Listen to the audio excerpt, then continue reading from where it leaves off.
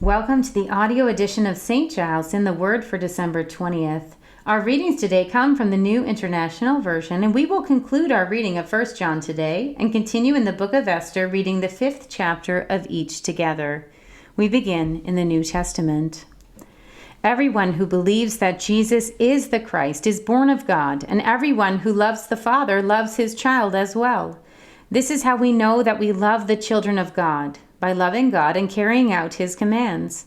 In fact, this is love for God, to keep his commands, and his commands are not burdensome, for everyone born of God overcomes the world. This is the victory that has overcome the world, even our faith. Who is it that overcomes the world? Only the one who believes that Jesus is the Son of God.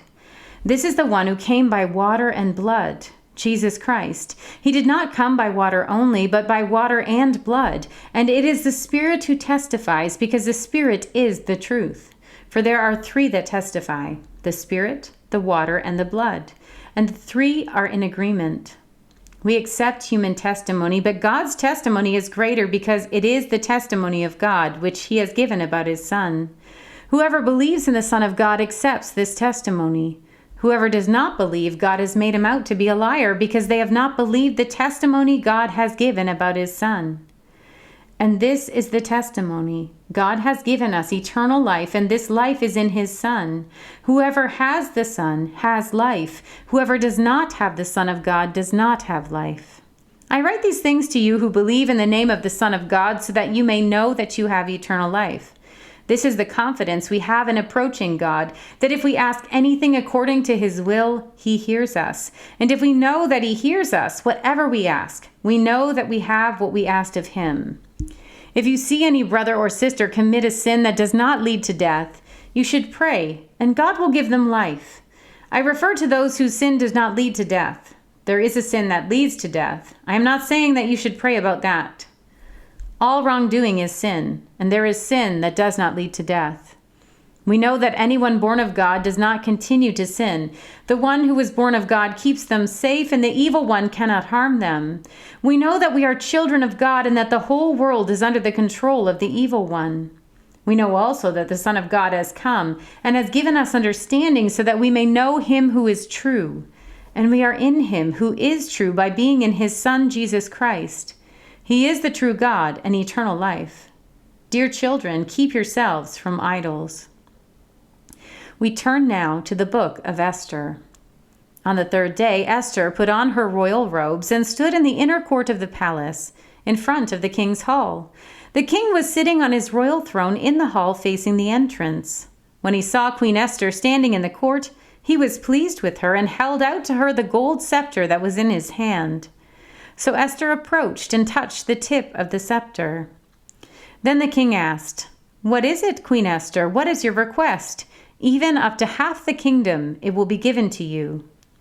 "If it pleases the king," replied Esther, "let the king, together with Haman, come today to a banquet I have prepared for him." "Bring Haman at once," the king said, "so that we may do what Esther asks." So the king and Haman went to the banquet Esther had prepared. As they were drinking wine, the king again asked Esther, "Now what is your petition? It will be given to you. And what is your request? Even up to half the kingdom it will be granted." Esther replied, "My petition and my request is this: if the king regards me with favor, and if it pleases the king to grant my petition and fulfill my request, let the king and Haman come tomorrow to the banquet I will prepare for them. Then I will answer the king's question." Haman went out that day happy and in high spirits, but when he saw Mordecai at the king's gate and observed that he neither rose nor showed fear in his presence, he was filled with rage against Mordecai. Nevertheless, Haman restrained himself and went home.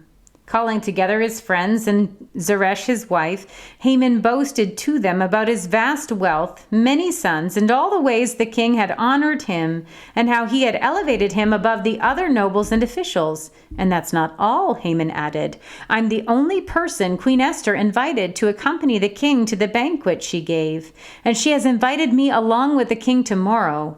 But all this gives me no satisfaction as long as I see that Jew Mordecai sitting at the king's gate." His wife Zeresh and all his friends said to him, "Have a pole set up, reaching to a height of 50 cubits, and ask the king in the morning to have Mordecai impaled on it. Then go with the king to the banquet and enjoy yourself." This suggestion delighted Haman, and he had the pole set up. Here ends our reading for today.